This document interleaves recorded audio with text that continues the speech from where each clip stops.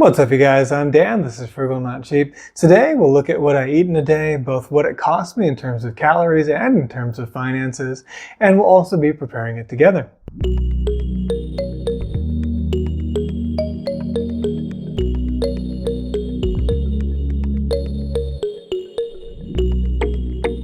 Hey guys, so in today's video we're going to go over everything that I eat in the day. The idea is just to show how you can eat relatively healthy, it's not all that expensive, and also that it doesn't take all that much time in order to prepare food. And this is kind of a follow-up video to a video I did before, which looked at whether fast food is really cheaper than groceries, where I made a burger and fries and compared the cost over there. Some of the people in the comments have talked about time, so I thought it'd be fun to just do a whole day's worth of eating. And I'm going to loosely call it eating because we're actually going to include our coffee as well. Because as you know, one of those classic places that, finance guys are always talking about people being wasteful is with their morning coffee. So obviously it is a lot more expensive to go out and get coffee somewhere.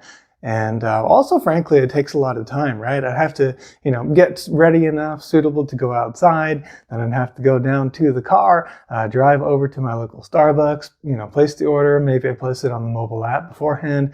But either way, it's going to take some time to get out there and come back. And I'm probably talking about at least, say about 20-25 minutes in my situation here. So compare that to making the coffee at home. Well, it's going to be relatively quick. So these days, mostly I make coffee using a pour-over system like a Chemex. This is just something I got off Amazon. And we're going to be using some of these organic beans.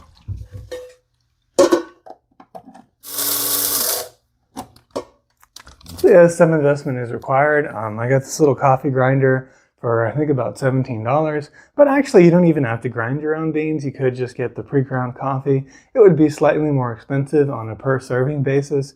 But you can still make some pretty good coffee with that. One of the reasons I switched is because I'm just trying to eliminate the use of plastics, especially when I'm heating things up. And so this is entirely stainless steel, except for, of course, the silicone handle, but none of the coffee is actually going to touch that. Okay, I like to take it off when the water has just started boiling, but it's not really a super rolling boil. And there's all these crazy techniques about how you do the pour, whether you do the sort of degassing thing or blooming with the first pour and whatnot. I don't bother with all of that. I like the flavor to be quite strong. So I'm just gonna pour in circles here until the coffee's brewed. All right, so total brew time there, including, all my exposition and heating up the stove and everything, right around 7 minutes to get a cup of coffee. Now, obviously this is not a caramel macchiato or what have you.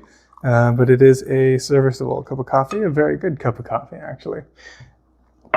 And of course, this would be even easier if you did use your own, drip coffee machine or whatever. But yeah. Yeah, that is good coffee. All right, so now that I've got my wits about me with a little bit of coffee, I think we'll have a spot of breakfast. So for breakfast this morning, I'm just going to have some eggs. I don't eat eggs every day, but I eat them on the days that I go to the gym, which we're going to be doing today as well. So that's 3 days a week. On Sundays, Tuesdays, and Thursdays are my workout days. Tuesday's kind of a deload day. I'm getting older. I just turned 40, and so my recovery is not as good as it used to be. I've also got some autoimmune conditions. So basically, Tuesdays are a much lighter day, but they're all full body workouts, and yeah, seems to be going pretty well. So these eggs are very expensive, though. I got these organic, free-range eggs because they're supposed to be happy eggs that have 8+ acres to roam around on. Maybe you've seen the documentaries, but with the chickens and the cages, not pretty. The chickens, even in those large barn kind of things, still not very pretty. I mean, they're just packed in there. Yeah, it's kind of disturbing. So anyway, I figured I'd spend a little bit more. So these eggs are $6 for a dozen. Which means that they're going to be 50 cents a piece, and we're going to have 3 eggs, so it's going to be $1.50. And we're going to cook them in a little bit of organic extra virgin olive oil that's been cold pressed. I don't remember exactly how much this bottle cost, but I imagine it was probably about $12 or so. So probably we're just going to be putting about 5 cents worth of oil or something like that. Nothing major, even less than that probably. But yeah, so we'll call this breakfast $1.60, including tax and everything, I guess. Don't need too much, just enough to make sure the eggs will not stick to the pan. And I really do love these cast iron pans.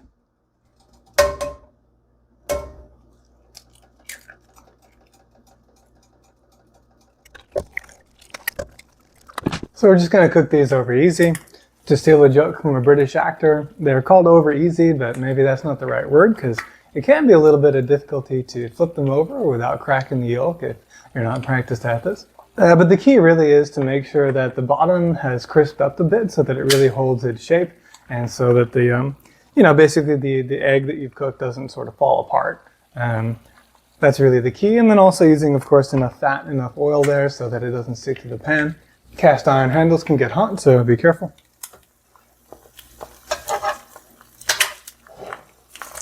And separate the eggs. But you can see how smoothly they're moving around anyway, so we know it's going to be easy. And we're just going to get under there and flip her over. Turn off the heat at that stage, and then just wait until they've cooked enough to, your particular liking. I like them still a little bit runny.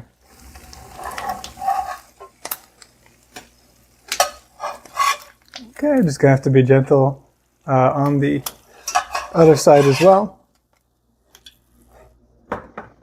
Add a little salt and pepper.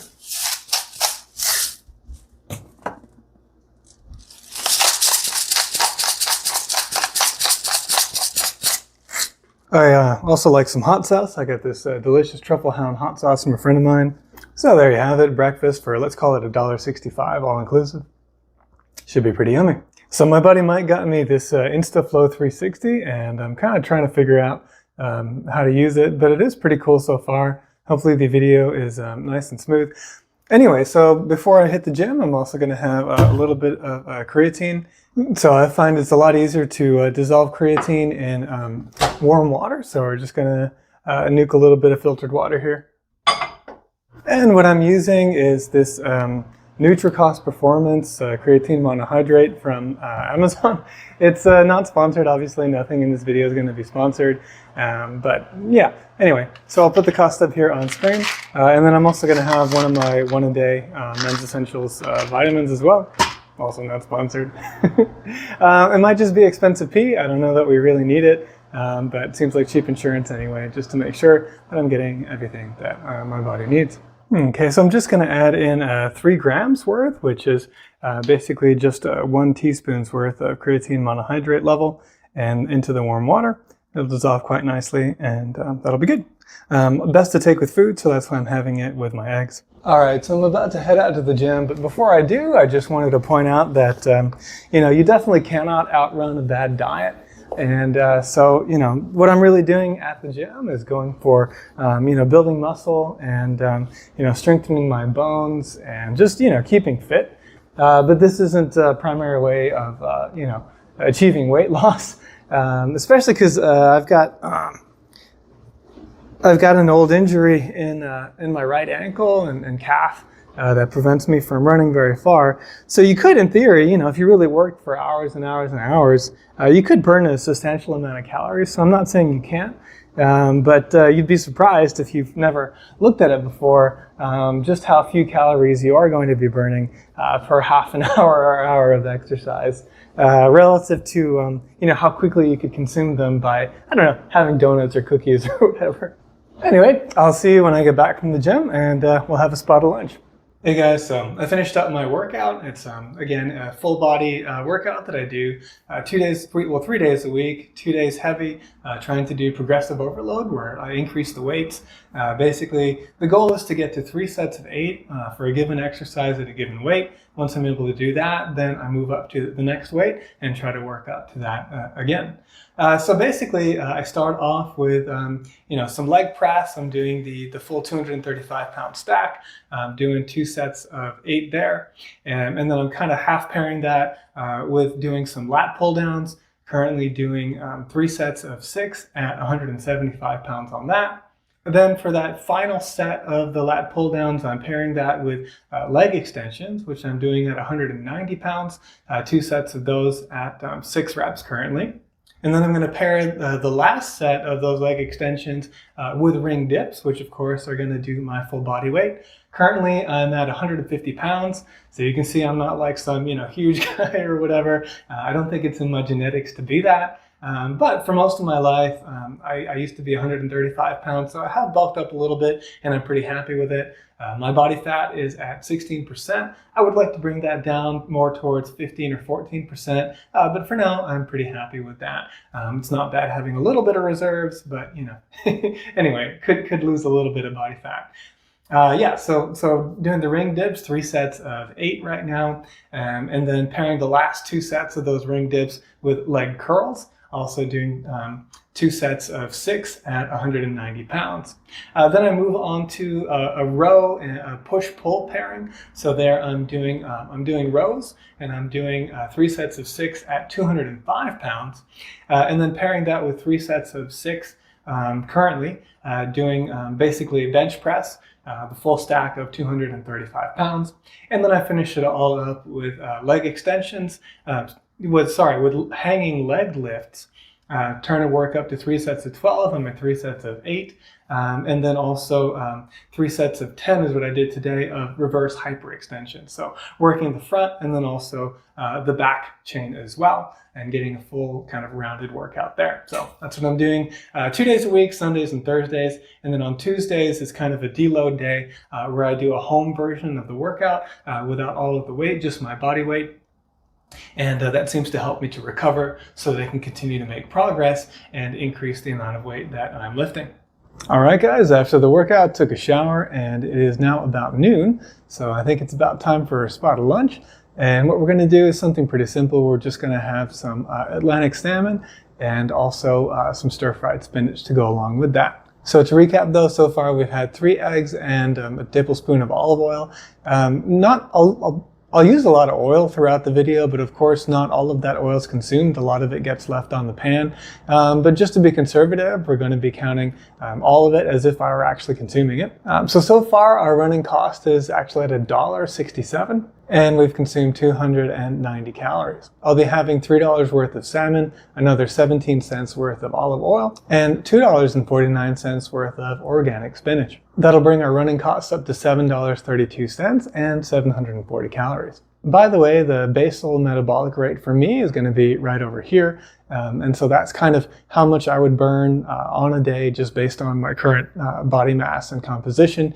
And then of course adding in any exercise and other activity, that's going to add a little bit of burn to that as well. Here we got our organic baby spinach, and over here we've got our salmon.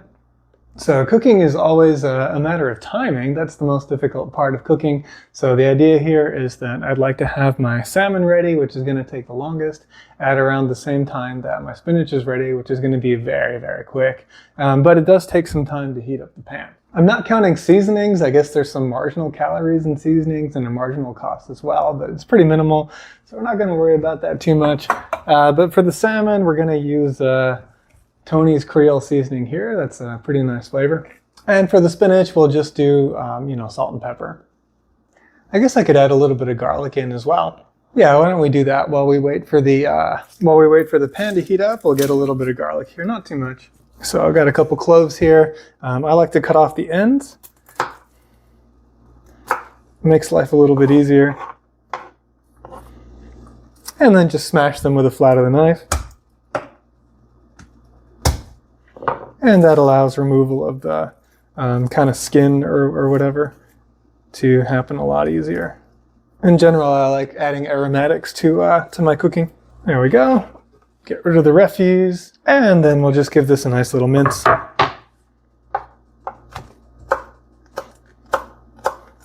There we go, and we'll just throw that in with the salmon later. All right, pan's heated up. Add our olive oil. Don't need much, just enough to make sure that the salmon's not going to stick.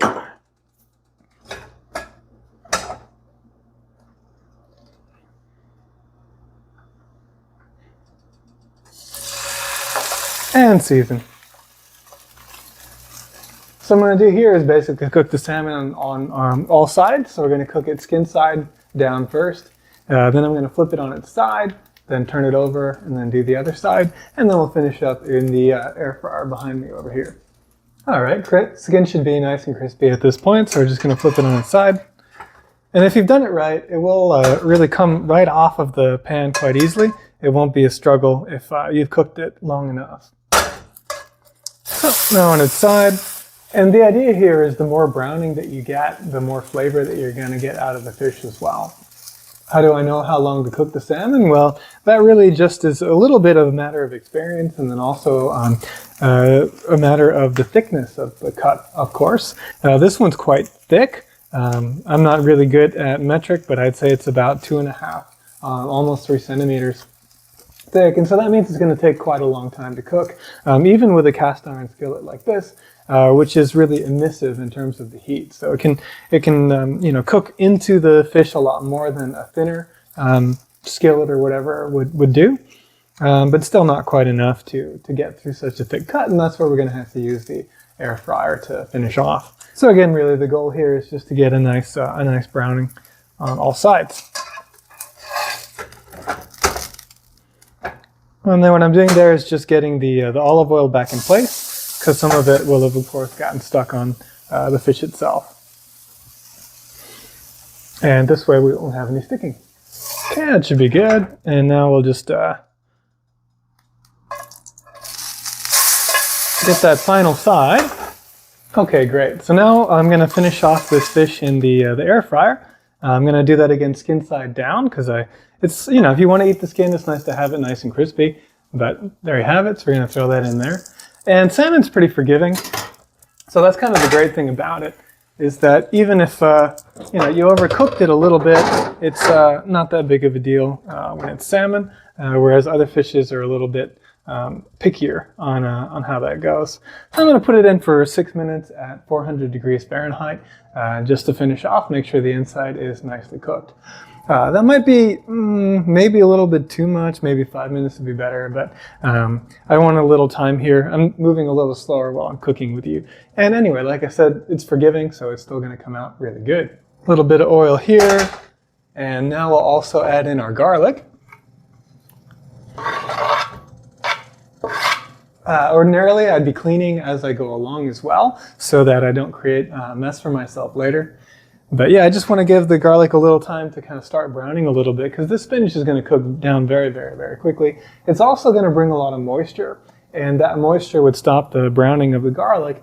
So if you like crispy garlic, which I do, you're going to want to cook that a little bit first. You don't want it to do too much, otherwise it'll end up burnt, but a little bit is good. Oh man, that smells great. Okay, the garlic is nice and crispy now, so let's throw in our spinach. My plan was to use about half of the package, but this is a really big package, so we'll see how much we can fit in there. It does cook down significantly. I mean, really significantly.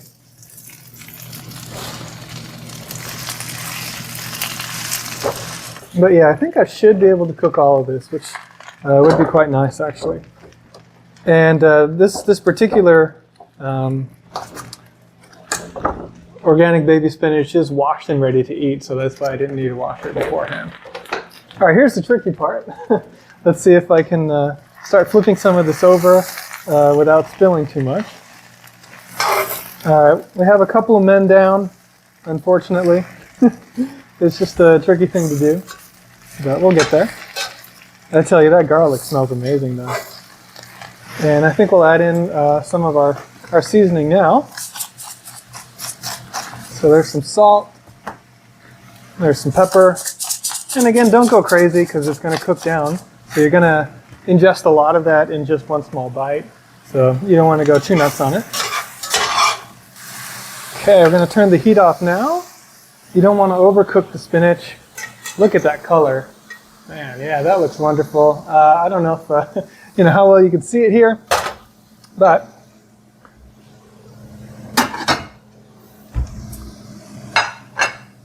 we're going to go ahead and plate that because, man, all right. And like I said, my salmon I thought would probably take more like 5 minutes, so I'm going to go ahead and stop it now because I'm quite confident that it's ready. So here we go. There's my lunch. Looks delicious to me. So the total cost of this lunch is $5.65, and it's 450 calories, although again, I'm not consuming all of the oil that is in there. So yep, I'm going to go enjoy this, and then I'll see you a little bit later. Hey guys, so small change in plans. I just got invited to dinner, so what we're gonna do is what I was gonna have for dinner tonight, we'll have for dinner tomorrow night, so you'll just basically see a quick little costume change. Yeah, what are you gonna do? My buddy's gonna be out of town for a little while, so definitely wanna get together with him. His wife's actually expecting pretty soon, so his life's gonna get a heck of a lot busier once that child is born, so trying to yeah, so definitely going to take advantage of all the opportunities that I can.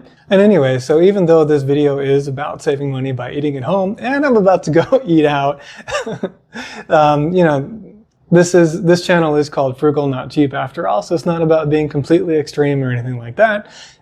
So yeah, I'm going to go enjoy, and then I'll see you guys tomorrow when we'll have tonight's dinner tomorrow. All right, guys, so it's time for dinner, and tonight we're going to have a lovely steak. So again, this deal's all going to be about timing again. What we're going to have is we're going to have the steak itself, which is going to be a New York strip. Then I have some organic broccoli, one head, and then we'll have a little baked potato as well. This is one thing you don't have to do when you go to the restaurant, but you do still need to, you know, travel to the restaurant, then you have to decide on your order, then you have to wait for them to prepare it. So anyway, basically whenever people say there's some huge time savings to going to the restaurant, I don't really think there is. I'm going to be going slowly because I'll be talking a lot to you guys as I go along, but it's really not going to take all that much time to get this meal to put together. Okay, I've got my potato rinsed and cleaned, so that's just going to go in here, and we're going to just microwave that for 10 minutes later on, and that'll be ready. Broccoli just needs a quick rinse and shake. Now we're just going to cut that up, of course. I like to cut it just above where each of the stems are kind of hanging on here, so all the florets will separate nice and easily. And then you can do a little bit of work by hands as well. And that's going to go in here with, you guessed it, a little bit more olive oil. Not very much at all here, just enough so that we can toss it and coat it. And we'll season with salt and pepper. What I'll be doing today is reverse searing my steak. It's kind of a newer method for me. I'm not sure if I've got the timing right, but hopefully I do.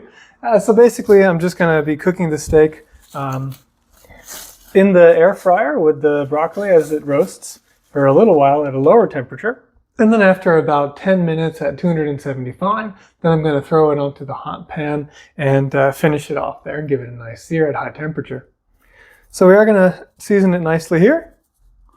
This is just a steak seasoning that I got at Aldi. And you don't want to be bashful with that, especially with the thicker cut of meat like this one.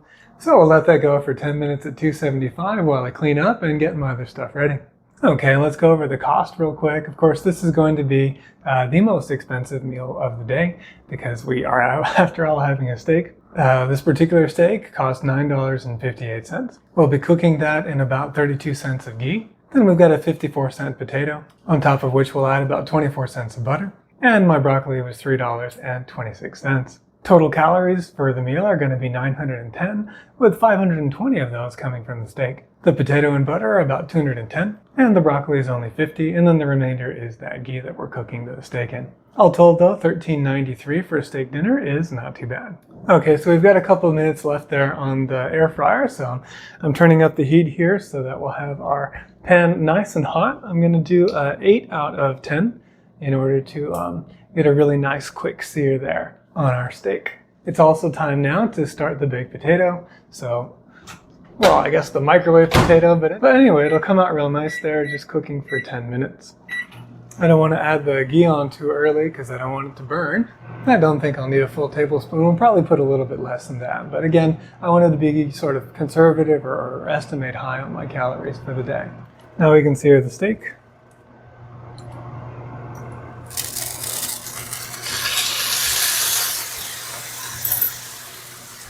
In general with the steak, the idea is about a few minutes on each side. In this case, maybe just 2 or so.